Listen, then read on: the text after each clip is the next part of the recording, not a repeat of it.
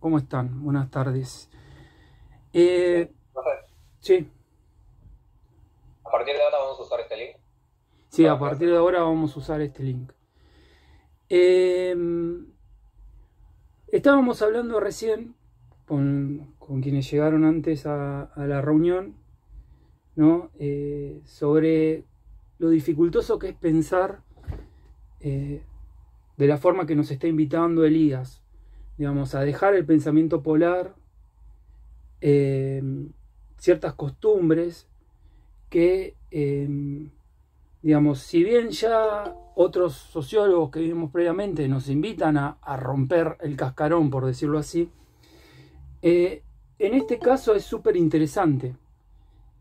Como decía recién Fabiola, hay algo de paralelismo entre la historia de Mozart y la historia de Elías. Lo tomo prestado, gracias. Eh, y eso es digamos, lo que vamos a ver de forma más práctica de Elías, ¿no? Sociología de un genio, ¿no? Acá, digamos, nos vamos a encontrar con un Elías que pone en funcionamiento su teoría sociológica, ¿no? Y toma, pienso yo, un caso, digamos, muy particular de alguien que fue un enorme talento, tal vez el talento más grande de la historia de la música, eh, y en base a esa biografía y relacionándola con el entramado social, nos va a contar cosas que tal vez si uno no está empapado en la vida de Mozart, ¿no? Nos va a llamar la atención. Y aún conociendo la vida de Mozart, nos va a presentar alguna nueva mirada tal vez que no teníamos en cuenta hasta ese momento, ¿no? Eh, es decir, cómo se conecta esta biografía con el entramado social de su época y el devenir histórico de ese entramado social, ¿no? Cómo afectó la dinámica social a la biografía de Mozart. En principio, yo le llamaría a cuidado con las ideas que tenemos del sentido común, como todos los autores, y acá, como se utiliza en el título ya la palabra genio, hay que entender de qué hablamos cuando hablamos de genio, ¿no? En principio, sabemos por el sentido común, o sea, que se refiere a alguien con un talento descomunal, perdón. O sea, un talento en este caso artístico fuera de lo común. O sea, fuera de la media, ¿no? Eh, Esto, a ver, es así, como lo está usando Elías, ¿no? Pero uno tiene que tener cierto cuidado, porque a veces eh, el genio supone divinizar a un individuo, ¿no? Y en ese divinizar a un individuo lo que ocurre también es que de forma, digamos, subyacente, lo que está es el menosprecio a nosotros los seres normales, los comunes, ¿no? Una de las primeras advertencias que tal vez yo tomé nota del discurso de Elías. Ahora, ya yendo más a lo sociológico del entramado social, es que él nos va a decir que nadie es un genio por sí mismo, ni en sí mismo, ¿no? Y agrega, se es un genio junto y con otros, ¿no? Eh, a ver, obviamente lo que nos está haciendo referencia, obviamente no, en realidad nos está haciendo referencia a que ese destino individual que se constituye en algo por fuera de lo normal, no es independiente de la existencia social de sus creadores, ¿no? Y para comprender cómo se constituye un genio, hay que entender cómo se constituyen esas relaciones alrededor de ese genio, ¿no? O que explican a ese genio, que es lo que de alguna forma nos propone esta lectura. Eh, Cuando digo que nadie es un genio, no estoy diciendo que no existen genios, ¿no? Que nadie es un genio en términos estrictamente biológicos. Porque obviamente Mozart debe haber tenido oído absoluto y una capacidad biológica de, digamos, de construir música en su, digamos, en su inteligencia fuera de la escala de la normalidad. Eso no hay duda de eso, no vamos a poner en duda eso. Entonces acá los invito también a dejar la polaridad, como dejamos individuo, sociedad, biología, ¿no? O lo social y la biología. O sea, tratar de pensarlo de otra manera, ¿no? Pero sí, genio es una cualidad que se posee, Por lo tanto, es una cualidad que no es una mera expresión de un determinismo biológico, como puede ser el color de pelo de cada uno de nosotros o el color de ojos, ¿no? O sea, es algo que se construye con y frente a otros, ¿no? Esa predisposición biológica que puede tener el sujeto surge o queda obstruida en relación con y otros. Imagínense si, por ejemplo, Mozart no hubiera comido bien de chico, ¿no? No hubiera podido desarrollar su inteligencia. Entonces esa potencialidad biológica, ¿no? Se hubiera podido, que es una tragedia que ocurre con muchas generaciones de jóvenes y de niños en Argentina, ¿no? O sea, si uno no come bien, en principio es difícil desarrollar biológicamente ciertas capacidades, ¿no? Y el comer o no está en relación a un orden social. Y así podríamos dar un montón de ejemplos de este estilo donde uno no puede saber, digamos, hasta que después que ocurra, hasta que el genio ejerció su genio, si ese sujeto tenía la capacidad o no efectivamente. O cuántos genios quedaron en el camino, por decirlo así, ¿no? Entonces, cuando digo que es un factor social, lo que quiero hacer, digamos, notar es que algunas visiones sobre los genios solamente quedan en la dimensión biológica, ¿no? Y la dimensión biológica sería un mérito por sí mismo. Y hasta sería menospreciar todo el esfuerzo que tuvo Mozart en su carrera, de alguna forma. Porque si total sos un genio, nada te cuesta nada. Y a él las cosas le costaron. Obviamente, él ponía un esfuerzo que, puesto en su cabeza, daba un rendimiento fuera de la escala, ¿no? De la normalidad. Mozart, yo no voy a hacer una biografía acá de Mozart, pero Mozart vivió muy poco tiempo. No es algo que nos deba sorprender en aquella época, ¿no? Vivió 35 años, era bastante previsible, ¿no? Él nació en 1756 y murió en 1791. Desde la más tierna niñez fue capaz de tener una relación única con los instrumentos, con la música, ¿no? Que en algún momento se va a expresar en un torrente de figuras musicales fuera de la escala de la normalidad. Ahora, esta capacidad de crear figuras musicales extraordinarias, en principio tiene algunos supuestos. Uno es que el músico, Mozart, haya estado familiarizado con las leyes musicales. Porque si no, o sea, tuvo que haber alguna educación respecto a cuáles son las leyes de la música, ¿no? Por otro lado, una vez, que uno entiende que esto de las leyes, también uno tiene que entender que uno se construye también en la práctica, ¿no? O sea, que en la práctica uno va evolucionando y tal vez tiene un pico de rendimiento en alguna etapa de la vida. Nos queda la duda, si hubiera vivido más, hubiera rendido más, si hubiera vivido 10 años más, ¿no? En una sociedad ya radicalmente transformada por la Revolución Francesa, la sociedad europea, ¿no? Hubiera tenido repercusión a nivel público. Todas preguntas contrafácticas que acá no vamos a contestar. Lo que vamos a decir es que sí, indefectiblemente él tuvo que practicar para hacer lo que era, ¿no? Más allá que él aprendería en muchísimo menos tiempo que cualquiera de los seres normales. Y después, si uno conoce las leyes, si uno practicó, existe una gama de posibilidades. Y él se imaginaba posibilidades, ¿no?, que estaban, pero que otros no se podían imaginar, ¿no?, en la música. O sea, en la música uno puede decir, está todo inventado hasta que viene uno e inventa una cosa nueva que nadie veía, ¿no? Esas son las mentes, o sea, las capacidades que están por fuera de lo común. Todo esto lo podemos resumir en una cosa: entrenamiento.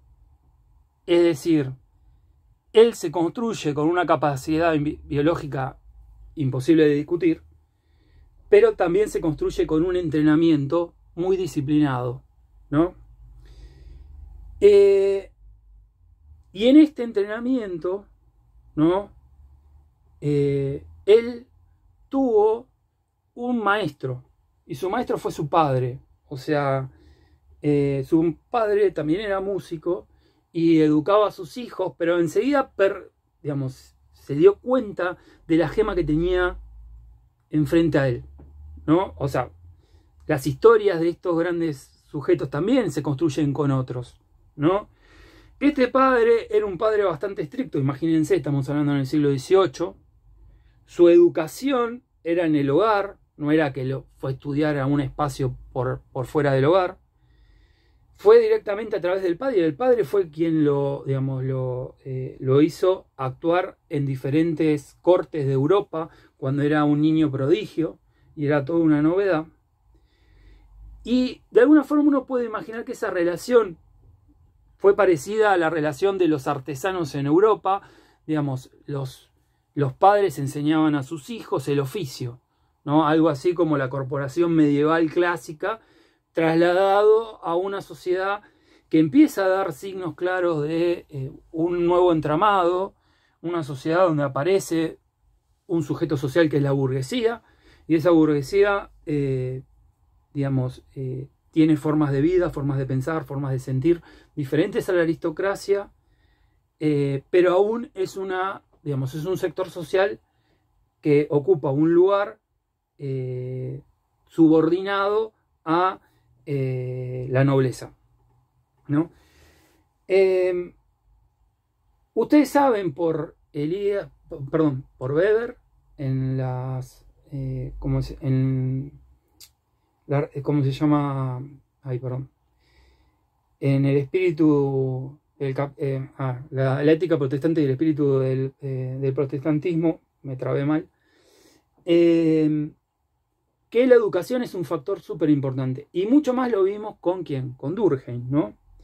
En la educación no se internalizan nada más saberes, se internaliza algo fundamental para una sociedad como la que se está constituyendo, que es la autodisciplina, ¿no? Y esa autodisciplina en la trayectoria de Mozart es fundamental al momento de entender su perfección, ¿no?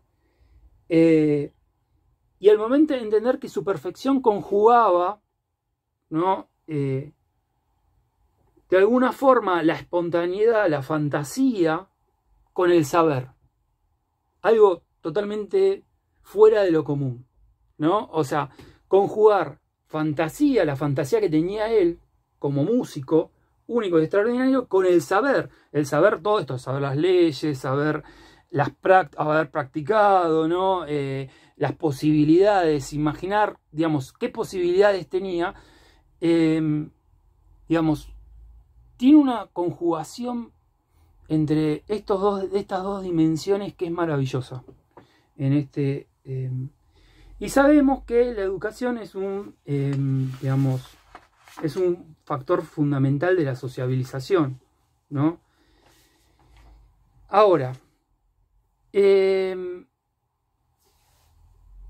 alguna forma podemos ver, ¿no?, que esa sociabilización, o podemos sospechar por todas las clases anteriores que tuvimos, va a determinar un modo de vivir, ¿no? Porque los modos de vivir en sí mismos no son naturales, o sea, corresponden a cada época, a cada tiempo, a cada lugar.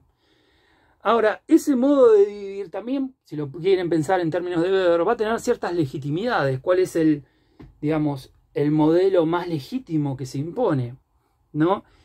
Y de alguna forma, este modo de vivir estaba bajo un canon, que era el canon considerado legítimo, que era el canon estético y de comportamiento de la aristocracia, ¿no? De esto lo vamos a desarrollar un poquito más adelante, pero bueno, hoy por hoy, cuando uno habla de Mozart, está hablando claramente de tal vez el mayor creador de toda la historia de la música, ¿no? De un creador musical por excelencia, de un genio. O sea, creo que en esto no hay mayores dudas, ¿no? En general. Sin embargo, en su época no era así. Eso es lo interesante de cómo se resignificó Mozart con el prisma que le dieron otro tipo de sociedad, que es la que va a venir enseguida a él. Él muere a los 35 años, o sea, relativamente joven, insisto, no debería sorprender, esto solía suceder. Ahora, un primer dato, él es enterrado en una fosa común. Eso ya nos revela de cómo terminó sus días. No sabemos dónde están sus restos. En ese momento de su vida, él había intentado obtener el éxito en Viena, que era la ciudad que él, digamos, donde más esfuerzo hizo por triunfar, la capital del imperio de los Habsburgo, de la dinastía Habsburgo, y el éxito en esa ciudad le era esquivo, ¿no? Siendo el talento que era. Y Elías dice, de alguna forma se sentía derrotado por la vida. Y explica, las deudas se amontonaban, ¿no? O sea, no le alcanzaba el dinero. Tenía que cambiar de alojamiento familiar de forma constante porque los alquileres evidentemente no los debería poder pagar. Él tenía una familia a cargo, era el padre de digamos, o sea, era padre, era jefe de una familia. Y a la vez, todos los amigos de los círculos de la nobleza que él tenía y los mecenas no tenían interés o lo habían abandonado a él, ¿no? El reconocimiento de los contemporáneos evidentemente le fue esquivo, porque si no, no hubiera terminado como terminó, en una fosa común, ¿no? Y entonces, sumado encima que tenía problemas matrimoniales, Elías va a decir, de alguna forma su vida se había vaciado de sentido. Se sentía haber fracasado, entre paréntesis, socialmente, ¿no? Y incluso dice algo interesante, que Requiem posiblemente haya sido escrito para su propio funeral, ¿no? Como que él se abandonó a la muerte. Él era un genio, un tipo disciplinado, todo, pero no se quería mucho a sí mismo. Y aparentemente buscaría el reconocimiento o el amor en el reconocimiento a su arte y en la relación con la mujer de que él estaba enamorado, que en ese momento no estaba pasando su mejor momento. Entonces, ¿cómo se explica esta diferencia entre lo que nosotros pensamos de Mozart y lo que los contemporáneos pensaron de Mozart, ¿no? O sea, incluso lo que nosotros pensamos de Mozart y lo que Mozart mismo pensaba de sí mismo, ¿no? O sea, él no se sentía claramente como tal vez lo veríamos hoy en día, ¿no? Primero, una cuestión, los objetos artísticos. Los objetos artísticos no es que viene un artista y dice esto es arte. Para ser legitimado en el arte hay un grupo que suele ser bastante cohesionado, que es el que dictamina esto es artístico y esto no, ¿no? En alguna vez habíamos hablado justamente en las clases de Elías sobre la parrilla de Homero, ¿no? Homero no supo relacionar las partes de la parrilla y le dio cualquier cosa. Para nosotros era basura, pero viene una crítica de arte y dice esto es arte, ¿no? Y así como le dijeron esto es arte, lo siguiente que produjo le dijeron esto no es arte. Es decir, no tenemos que tener una mirada ingenua sobre el funcionamiento del mundo artístico, ¿no? O sea, algún tipo de canon tiene que haber, y ese canon lo portan algunos individuos, ¿no? Que logran sacralizar de alguna manera, como es el arte, de alguna forma es sagrado, por algo se guardan museos, o sea, digamos, un estilo, digamos, algún tipo de, lo que digo, el canon, ¿no? Entonces, tal vez le faltó eso a Mozart, ahora vamos a ver. Es decir, faltó algún grupo cohesionado para que su arte pudiera replicar, o sea, pudiera ser legitimado, ¿no? Porque este reconocimiento no es producto de las personas aisladas, ¿no?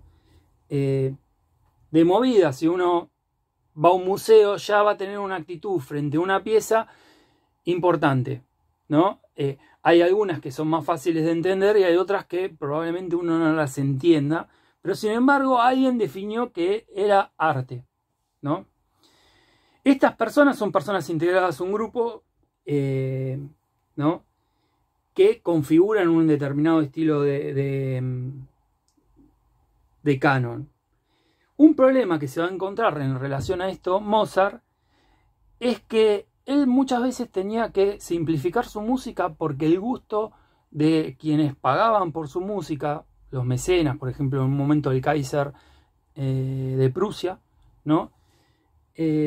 No estaban preparados para la belleza de su música, ¿no?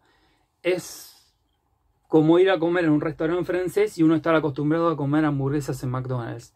Probablemente, no digo que sea determinante, pero si uno se acostumbra a hamburguesas de McDonald's, vaya a un lugar francés y no entienda la comida, ¿no? No la sepa saborear, ¿no? Digamos. Entonces, esto, digamos, del paladar en términos más metafóricos, le ocurría también con Mozart, ¿no? Ocurría con Mozart y en este caso que nombra Elías, Mozart y el Kaiser de Prusia. Ahora, otro problema con respecto a los artistas es que nosotros tenemos la imagen de los artistas como genios. O sea, no sé, Picasso. Nadie duda que era un genio. Entonces, el tema es que el concepto de genio no es un concepto tan antiguo como uno pensaría, que siempre hubo genios, ¿no? Es algo más bien que se empezó a consolidar y a tomar forma en el romanticismo. Y el romanticismo tiene su gran, como movimiento cultural, su gran momento de auge en el siglo XIX. ¿Qué quiero decir? Que Mozart fue contemporáneo a una sociedad que desconocía el concepto de genio. Fíjense que nosotros lo consideramos un genio, pero en esa época no se lo consideraba un genio porque ni siquiera estaba el concepto, ¿no? Sí estaba el concepto de niño prodigio, ¿no? Y desde niño fue, pero ustedes piensen que había bastante frivolidad por el mundo, respecto al mundo cortesano, que tal vez un niño que en un rato nos causa gracia, en un momento nos deja de causar gracia, ¿no? Y bueno, ya pasó el chiste, ¿no? O sea, ya pasó, entre comillas, la moda de escucharlo a Mozart, o creció y dejó de ser alguien simpático, ¿no?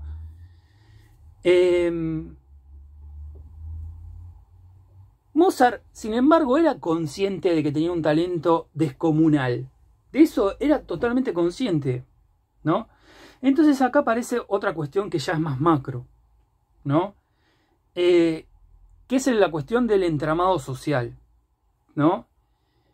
Nosotros sabemos que, digamos, el entramado social lo que tiene, o lo que nos quiere plantear con ello, es que nosotros estamos dentro de un conjunto de vinculaciones, ¿no? Que podemos entender como una red, como un entramado, como cadenas invisibles. Y en esa red de vinculaciones nosotros nacemos y tenemos que desarrollarnos, no las elegimos. Y esa red de vinculaciones, ese entramado social, es el que marca nuestras posibilidades, ¿no? Depende de los equilibrios de poder, del sistema de fuerzas, ¿no? Depende de muchas circunstancias, ¿no? Pero nuestra individualidad se construye, ¿no? Socialmente, se constituye mutuamente con lo social. En este sentido, la libertad, ¿no?, es una cantidad de trayectorias posibles. Y acá hay que ver, lo que Elías nos está diciendo es, ¿tenía las posibilidades Mozart de seguir la senda de Beethoven posteriormente, 15 años más tarde, de ser un artista libre, por ejemplo, de ser reconocido por el público, de ser divinizado, ¿no? ¿Tenía esa posibilidad? Y sospechamos de que no, pero evidentemente no las tuvo, ¿no? Él, digamos, Mozart, nació en lo que Elías llama la sociedad cortesana.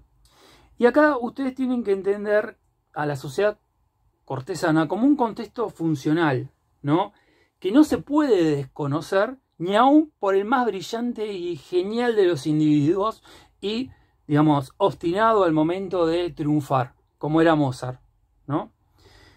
En este entramado social uno puede movilizar recursos que tal vez no sean, digamos, no tengan la misma capacidad de, digamos, de abrirnos las posibilidades o de, digamos, como es, de crear un abanico mayor de posibilidades en nuestro actuar, digamos, este contexto funcional, digamos, nos permite un abanico de posibilidades, ¿no? Y ese abanico de posibilidades en relación a la historia de Mozart, vamos a ver que, digamos, no le permitían ciertas cosas, no le permitían la trayectoria que después pudo realizar Beethoven, ¿no? La sociedad cortesana, le digo, a ver, como concepto es un proceso, no es una foto, sino como lo tendrían que ver como una película, ¿no? Es decir, no es una mera abstracción académica o no responde a una clara división de épocas, sino que nos está simbolizando un momento, ¿no?, de la sociedad occidental. Y ese momento tiene una dinámica social que le es inherente, ¿no? Esa dinámica social responde a este entramado. Históricamente estamos hablando de una fase histórica de transición. Es decir, viéndolo desde hoy en día, estamos viendo cómo el antiguo régimen termina su último momento, está a punto de estallar, o sea, va a venir la Revolución Francesa, va a venir la Revolución Industrial, o sea, todo lo que sabemos, ¿no?, que ocurre en este periodo histórico. Se caracteriza a la vez por una dinámica conflictiva, no es noticia, las sociedades son conflictivas, o sea, no hay ninguna novedad. O sea, en esto, la particularidad de este conflicto es que está protagonizado de modo principal por, digamos, dos grupos sociales. La nobleza como estamento, que defiende sus privilegios y que tiene el monopolio del poder político, y la burguesía, que viene ascendiendo económicamente, ¿no? Y en el caso de Francia va a ir por el poder total, ¿no?, por congeniar el poder económico con el poder político, ¿no? La burguesía se basa sobre la idea de la igualdad, mientras que el antiguo régimen se basa sobre la idea de la desigualdad, básicamente, ¿no? La burguesía trae ideas subversivas para la época, ¿no?, pongámoslo así, ¿no?, como el voto, un individuo, un voto, en vez del voto estamental, ¿no? Plantea formas de legitimidad diferentes del poder, mientras que la aristocracia plantea un poder cuya legitimidad responde al ordenamiento divino. Acá, lo que, digamos, la legitimidad la daría el pueblo a través de su voto, ¿no? Y en este conflicto, ¿no?, a Mozart no le toca estar en Francia, le toca estar en Alemania. O sea que Francia va a ser la cabeza de este conflicto, ¿no? Y es fundamental el conflicto desde la óptica de Elías para entender el fracaso de Mozart, ¿no? suena fuerte decir el fracaso de Mozart, pero bueno, lamentablemente para su época fracasó. Fíjense que aún el mejor de todos pudo fracasar porque las circunstancias no lo acompañaron, ¿no? El entramado no lo acompañó. La aristocracia, para empezar, imponía un canon de comportamiento, es decir, formas de civilización, formas de civilidad y formas de cultura que eran consideradas legítimas, ¿no? Esto viene, estamos hablando de una sociedad, de una nobleza cortesana. Su momento más fuerte lo tuvo durante el reinado de Luis XIV, a finales del siglo XVII y principios del siglo XVIII, ¿no?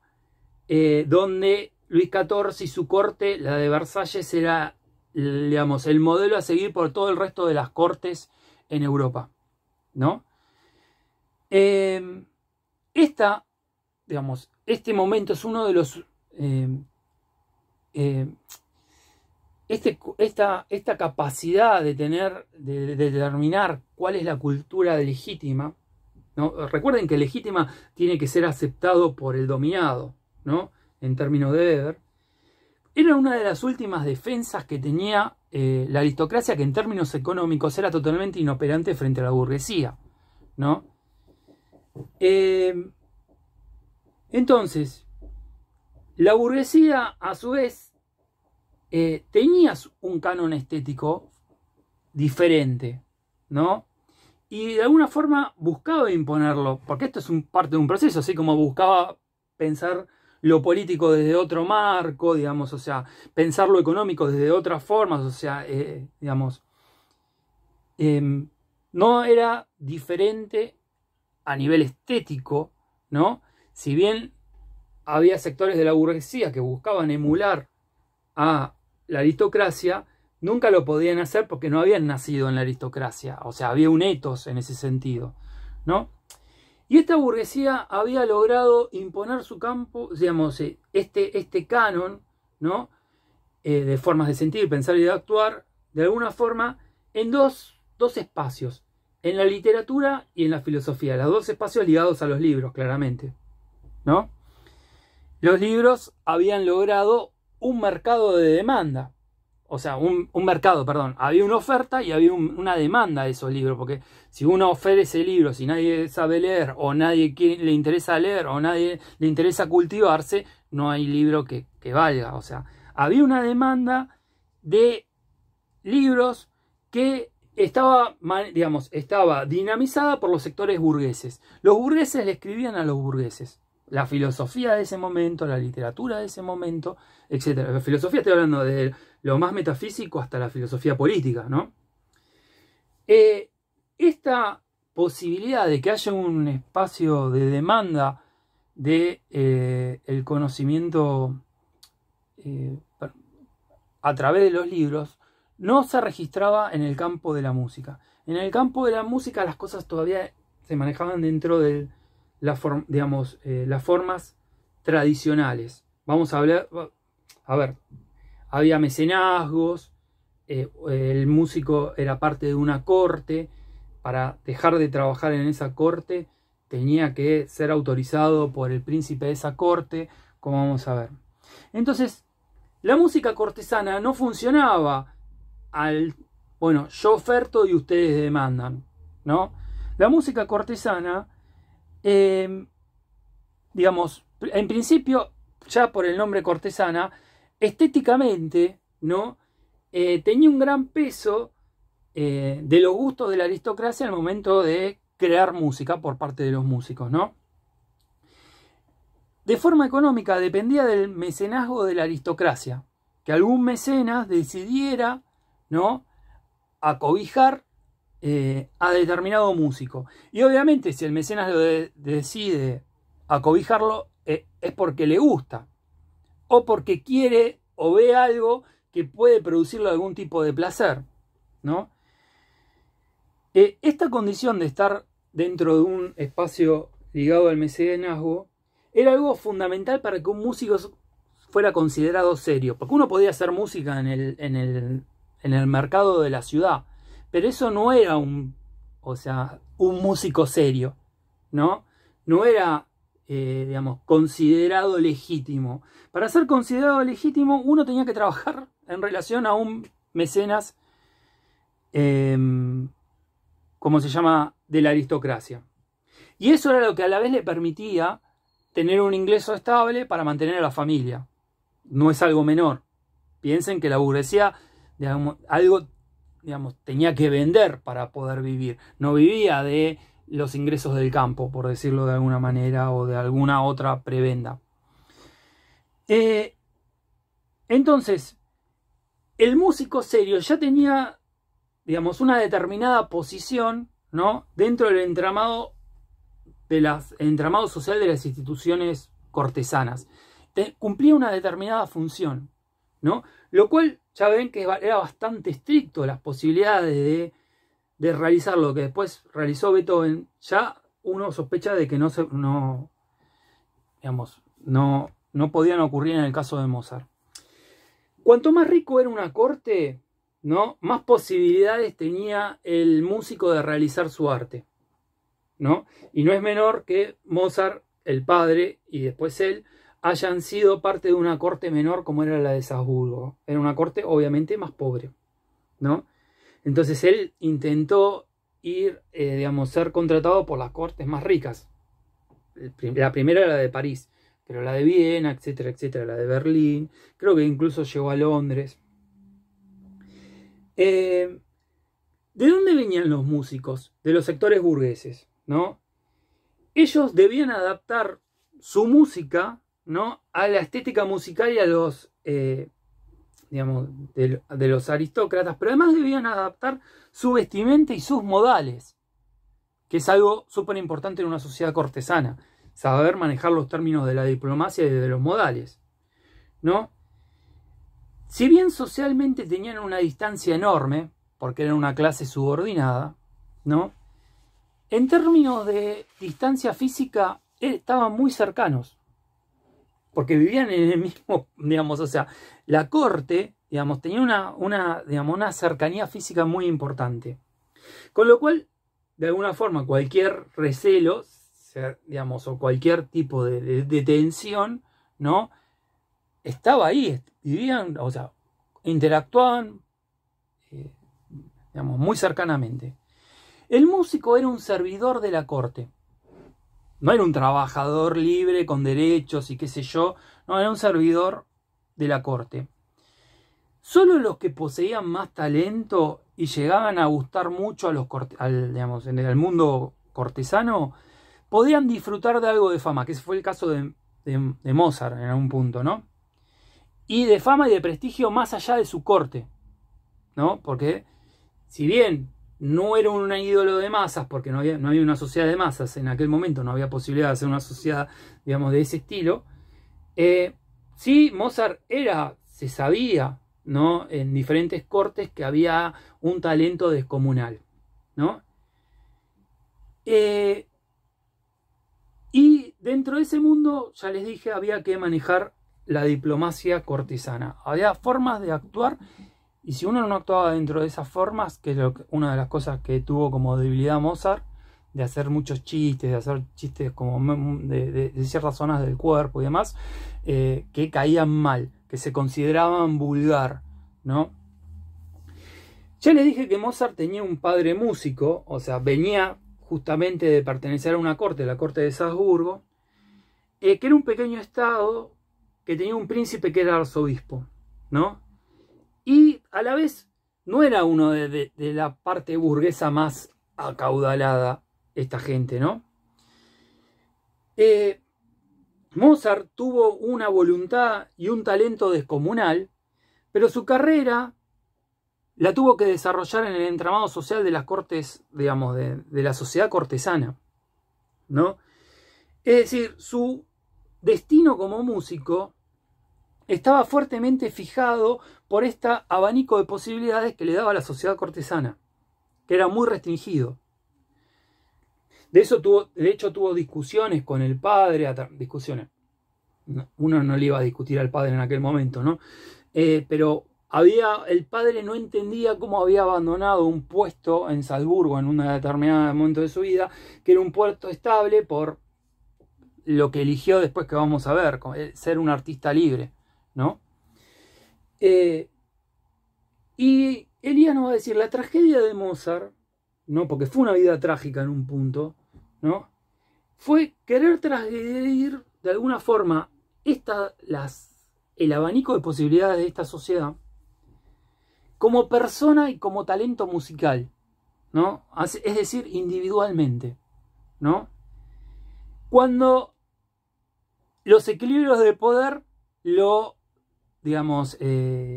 ubicaban en una posición de casi seguro perdedor, por no decir segurísimo perdedor como le terminó ocurriendo. Es decir, él trató de transgredir, ¿no? Algunas de las dimensiones que le imponía el entramado de la sociedad cortesana, pero no pudo, siendo el talento que fue, insisto, lo voy a subrayar un montón de veces, porque si no pareciera, bueno, en realidad no se esforzó lo suficiente, en realidad no era lo suficientemente capaz, todo lo que suelen decirnos cuando uno le va mal, ¿no? O sea, algún problemita uno tiene, o no estudió lo suficiente, o no hizo tal cosa, o en una entrevista laboral no lo tomaron porque no cayó tan simpático, porque no dijo las palabras que tenía que decir, no sé. O sea, hay cuestiones que están por fuera, hay cuestiones que sí responden a nosotros, pero hay cuestiones también que no responden directamente a nosotros, ¿no? Y no tenemos el control de todo. O sea, tenemos control de algunas cosas, hasta ahí nomás, porque sabemos por lo de Creonte que ni aún el más poderoso, ¿no? Tenía el control absoluto, ¿no? Este abanico de la sociedad cortesana se expresaba en un escaso margen de decisión por parte de los músicos, aún se llamaran Mozart y fueran el talento que fueran, ¿no? La tragedia en parte estaba compuesta porque Mozart se identificaba con la nobleza cortesana en cierto sentido y con su estética, ¿no? Pero a la vez estaba resentido porque lo trataban como lo que era, un subordinado. ¿Se entiende? O sea, él era consciente de su enorme talento y aún así el noble, por solamente haber nacido en determinada familia, en determinada posición social, lo menospreciaba porque además Mozart no manejaba los protocolos de, ¿cómo se llama?, de una sociedad cortesana, ¿no? Los protocolos ligados a un tipo de civilidad, etcétera, etcétera, a un tipo de estética, ese tipo de protocolos él no lo sabía manejar. Esto que les dije de los chistes y demás era algo muy mal visto.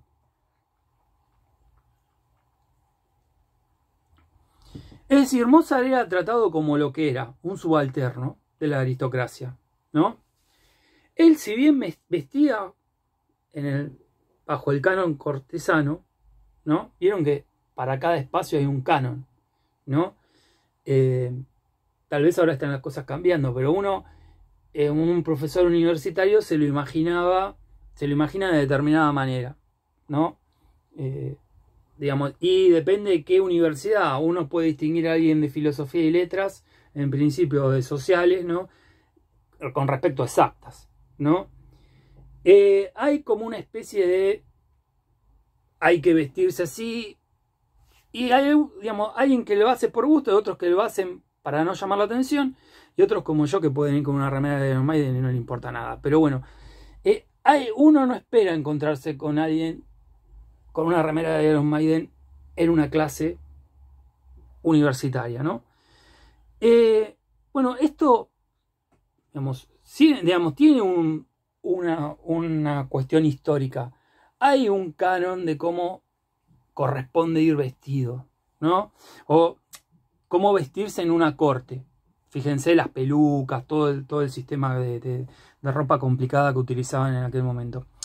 Eso Mozart lo hacía bien, pero lo que no hacía bien es lo que le dije recién, dominar los comportamientos y las formas legítimas de comportamiento y las formas legítimas de diplomacia cortesana, ¿no? O sea, directamente no manejaba la diplomacia cortesana. O sea, las cosas eran muy complicadas. Uno, tenía una serie de formas de decir las cosas. Esto Voltaire digamos, le pasó, ¿no? Voltaire quiso retar a duelo a un noble. Y el noble le dijo, ¿cómo voy a retar a duelo vos si no sos mi igual? Yo me puedo retar a duelo con alguien igual. O sea, fue tipo el desprecio mayor, o sea, ni le dio la chance. O sea, digamos, eso es el típico desprecio de un noble, ¿no? Sobre la burguesía que no sabe manejar los modales. O sea, de alguna forma, piénselo en sentido común como el nuevo rico, ¿no? Acá no estamos hablando de riquezas, pero sí que no sabe manejar los comportamientos que son considerados legítimos.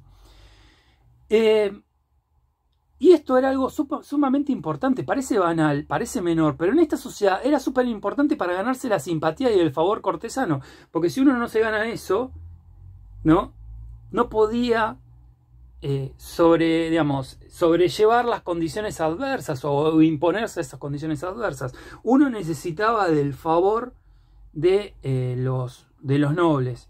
Y de alguna forma la historia de Mozart es la historia de este fracaso en diferentes cortes, ¿no? Luego de ser despedido de Salzburgo, que logró colmarle la paciencia al príncipe y que le dieran el pase libre, por decirlo así, en términos futbolísticos, ¿no? Él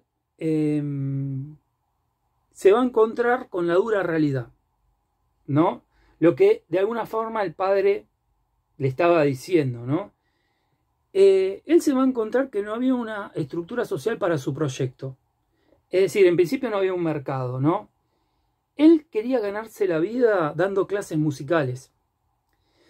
Y además ofreciendo clases musicales no, soy profesor de una escuela, porque casi había muy pocas escuelas, era para alguna élite, etcétera, etcétera. Sino, como se utilizaba en aquel momento, el tutor, ¿no? Que tal familia le decía, bueno, tengo al niño que tiene que aprender a tocar el piano, ¿no? O sea, entonces venía y le enseñaba el violín o cualquier instrumento que se considerara, ¿no? Digamos, legítimo, porque no era cuestión de tocar cualquier cosa, ¿no? Había instrumentos que se consideran más legítimos que otros, ¿no? Este era una de sus proyectos. Otro de sus proyectos era ofrecer academias. Ofrecer academias era algo parecido, por lo que entendí yo, ¿no? A dar un concierto y que el músico se quedara con los, ¿cómo se llama? Con los ingresos de ese concierto. Digamos, no es algo muy diferente, me imagino yo, a ir a un concierto de una banda de rock hoy en día. Hay parte de los ingresos que se los lleva la banda de rock, hay parte que se los llevará el representante, quienes contrataron a la banda, o sea, hay una división de los ingresos, ¿no? Pero bueno, esa era otra de sus ideas, ¿no? Y después él quería lograr un público, sí, un público suscriptor de sus partituras. Piensen que no había internet para bajarte la canción, o sea, o alguna cosa así, o sea, y no había formas de reproducir la canción que no fuera en vivo, ¿no? Entonces, o la canción, perdón, la música, ¿no? Entonces, una forma de, de transmitir ese arte era transmitir la partitura, que es, a ver, cómo leer eso, ¿no? Bueno, en todo eso, a Mozart le fue mal. Al finalizar su vida, ¿no? Se sentía, como les decía, solo, abandonado por sus mecenas, sentía que en este proyecto había fracasado, ¿no? Y estaba colmado de deudas, en una crisis matrimonial, es decir, estaba muy, en algo, permítanme tomar una licencia, como una especie de depresión, por decirlo así, ¿no? Esto lo estoy diciendo yo, no lo dice ni Elías ni nada, pero uno describe, lo siente, o sea, se aproxima como describe Elías esa situación y parece algo parecido. digamos, lo que sí es incuestionable que sus restos fueron tirados a un foso común, y eso ya denota cuál era su posición social, o sea, en qué estado de reconocimiento en Viena por lo menos tenía. Y acá aparece Beethoven, que vendría a ser la contracara, ¿no? Beethoven solamente es 15 años más joven que Mozart. No es algo tan grande de diferencia, ¿no? Sin embargo, esos 15 años son lo suficiente para colocarlo en otra Europa, no la Europa que le tocó vivir a Mozart, ¿no? O sea, Mozart se muere en 1791, 2 años después de la Revolución Francesa, pero hasta que la Revolución Francesa se va, digamos, expandiendo por el resto de Europa, llevó décadas y guerras. Las guerras napoleónicas, las guerras anteriores, o sea, contra la Revolución Francesa, donde Napoleón empieza a hacer carrera, que es otro caso de cómo el entramado le hace un guiño a Napoleón y le hace un guiño a Beethoven, porque Napoleón nunca hubiera podido hacer la carrera militar que hizo en la sociedad absolutista, en un régimen absolutista. Él tiene un mérito como tiene Beethoven y como tenía Mozart, pero ese mérito necesita de un espacio, de un entramado social que le permita, digamos, a quien posee ese don, en el caso de Napoleón, un don militar, ¿no? Expresarlo. Napoleón, si mal no recuerdo, venía de una especie de nobleza muy, muy baja, o directamente no era noble. Bueno, no recuerdo, creo que era de una... En esa, digamos, las posiciones en un ejército aristocrático venían por la familia, no venían por, ¿cómo se llama?, por la destreza militar. Digamos, primero estaba la cuestión de la familia y después estaba en todo caso la cuestión de la destreza militar. En el caso de Napoleón, él llegó a ser emperador. Creo que desde la época de los romanos casi nadie podía llegar a ser emperador por mérito propio. O sea, vieron que la historia de los emperadores romanos era dar un golpe de estado, asesinamos, o sea, de alguna forma cruzar el Rubicón con el ejército, todo ese tipo de cosas. O sea, nadie durante siglos había logrado ser emperador por mérito propio.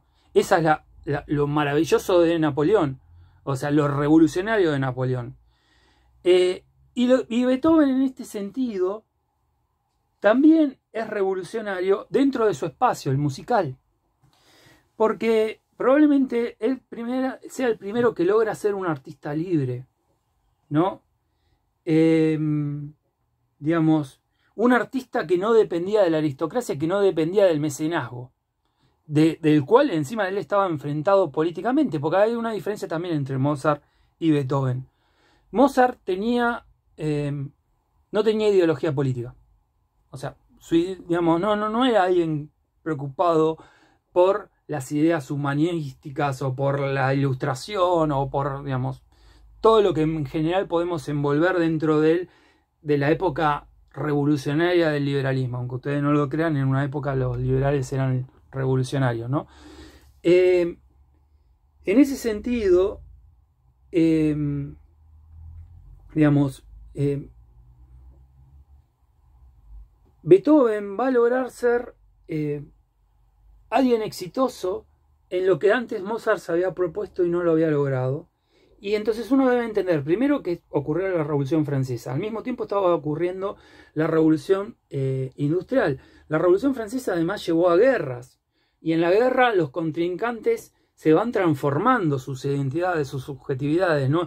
Las guerras no ocurren así nomás, aceleran los procesos sociales.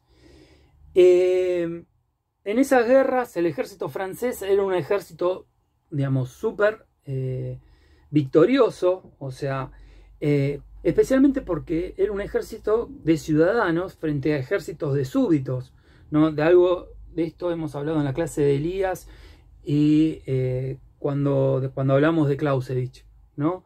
Que lo analiza muy bien. Esto genera un gran desequilibrio y vuelta a equilibrar y una constante transformación del entramado social, ¿no?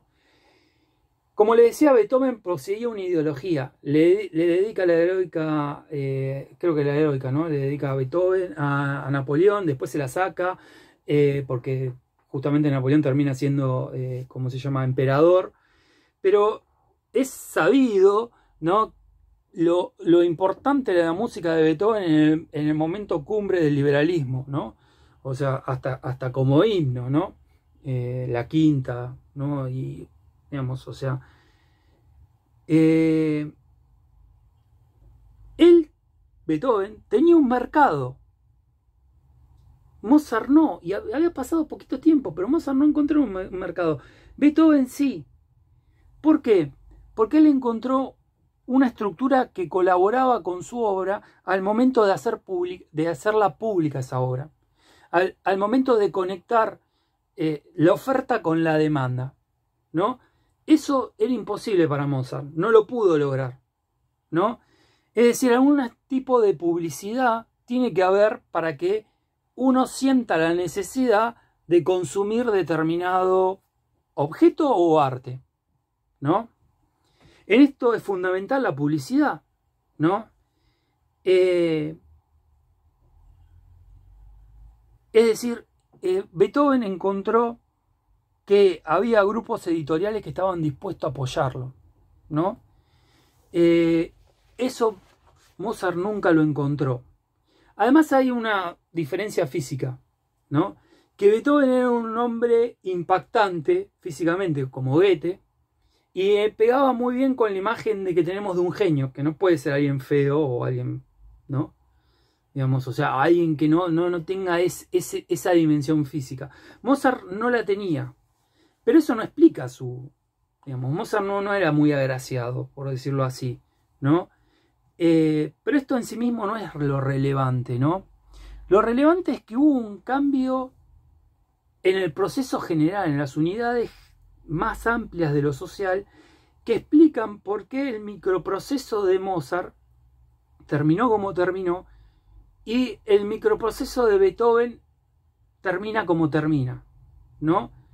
Y también nos podría, esto lo estoy diciendo yo, explicar por qué después retomamos a Mozart como un genio, ¿no? Porque, digamos, tenemos ya la categoría de genio, tenemos la necesidad de divinizar a un sujeto, ¿no?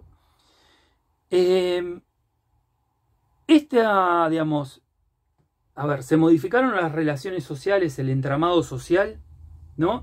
Y esto significó que hubo un cambio muy grande en el equilibrio de poder, ¿no? El cambio muy grande en el equilibrio de poder en Francia lo ven cortándole la cabeza al rey, ¿no? O sea, eso está claro, ¿no? Pero además, digamos, estamos hablando de una sociedad que, digamos, empieza a consolidar los mecanismos de mercado como un mecanismo, digamos, que atraviesa el entramado social, ¿no? Y eso va a afectar profundamente a las formas de producción de la música y de consumo de la música, ¿no? Es decir, Beethoven encuentra una forma diferente de producir y a la vez de que su música sea consumida. Él va a ser ya el típico artista que dice, va como que se cree dueño de su arte, pero para ser el dueño de su arte, cosa que no tengo duda que Beethoven hacía la música que él quería hacer, ¿no? Tiene que haber circunstancias, porque a Mozart no tuvo esa libertad, ¿no? Y no voy a hacer un juicio de valor porque no estoy en capacidad de quién era más genio, porque no tiene ningún sentido entre Beethoven y Mozart, ¿no? Pero sí es algo que podemos observar, ¿no? Que Beethoven lo pudo lograr y Mozart no, ¿no? Entonces, a ver, para ir cerrando esto, nadie tiene el poder total sobre el entramado, para configurar el entramado. Y esto ya lo he dicho con Mozart, ¿no? Este entramado está en equilibrio y desequilibrio constante. O sea, lo que nosotros, digamos, tenemos actualmente va a variar necesariamente, ¿no? Entonces, lo primero que tenemos que subrayar es que todos somos parte del entramado y que no podemos estar por fuera del entramado social. Y el entramado social es como estar dentro de la Matrix. Vieron que en Matrix uno podía hacer ciertas cosas y no podía hacer otras cosas, ¿no? Salvo que uno fuera Neo, que vendría a ser como el genio, ¿no? o sea, el que podía volar, ¿no? Uno podía doblar las reglas si era alguien, digamos, del común, hasta cierto punto, hasta lo que le permitiera el programa, ¿no? Y en ese sentido, el entramado a mí me parece bastante parecido a eso, ¿no? O sea, nosotros tenemos ciertas condiciones que van en relación al entramado. Y es más, les diría que ser un animal entramado es la característica del ser humano, ¿no? Somos una especie que vive en entramados, más complejos, más simples, pero siempre tuvimos entramados sociales. Y ahí nos desarrollamos, y ahí nos vamos individualizando, y ahí tenemos potencias y tenemos otras cosas que posiblemente ni siquiera imaginemos, por lo tanto está por fuera de nuestras capacidades. Cada sociedad tiene su tiempo histórico, es decir, cada sociedad tiene su forma de entramado específico y es imposible reproducir una forma de entramado del pasado. Por lo tanto, cualquier forma de entender un proceso actual mirando el pasado, uno tiene que tener cuidado con no caer en recetas. Probablemente lo del pasado pueda funcionar en este presente, es probable. Probablemente también no. Hay que entender por qué funcionaba, si entendemos que funcionaba determinado orden de cosas en un momento histórico, ¿no? Para después ver si se puede replicar en esto, ¿no? Porque está muy de moda, digamos, o sea, el caso del neoliberalismo lo hace, tratar de replicar de alguna forma ayornada formas, digamos, digamos, de entramados que ya no se pueden repetir históricamente. Lo que va a hacer el neoliberalismo es una nueva realidad. Eso está claro, o sea, puede producir una nueva realidad. Lo que no puede es replicar una realidad. Lo que ocurrió ya ocurrió, ¿no? Y no se puede replicar mecánicamente algo porque ya estamos en una nueva dimensión. Y para ir finalizando ahora sí, en el caso de Mozart, queda claro a mi parecer, esta es la primera vez que doy esta clase, así que después iré viendo con el tiempo si sirve o no, que nadie es consigo mismo, ¿no? Todos somos con otros, ¿no? Todos estamos dentro de una determinada configuración del entramado social, y esa configuración es la que explica que Mozart no haya tenido éxito a nivel del público, o a nivel reconocimiento dentro de sus contemporáneos, ¿no? Ese problema Mozart lo vivió como algo estrictamente individual. Ese fue tal vez su mayor error. Pensar que el problema era cuestión de que, bueno, o no lo entendían, y claro que no lo entendían, eso está claro, pero pensarlo que era una cuestión nada más individual. Y es algo que excede al sujeto, ¿no? En este caso estamos hablando de, insisto, alguien muy disciplinado, alguien muy entrenado y con un talento descomunal. O sea, la fórmula perfecta para conjugar talento con fantasía. Entonces, nosotros nos hacemos en relación a otros, ¿no? En relación a otros, nos vamos constituyendo y se van constituyendo nuestras posibilidades, ¿no? De alguna forma uno debe dejar de lado la idea de homo clausus, ¿no? Si se dice así en latín, de ser humano encerrado en su propia cápsula, ¿no? Y que los méritos o los fracasos son estrictamente individuales, ¿no? Así que bueno, voy a cerrar, nos vemos.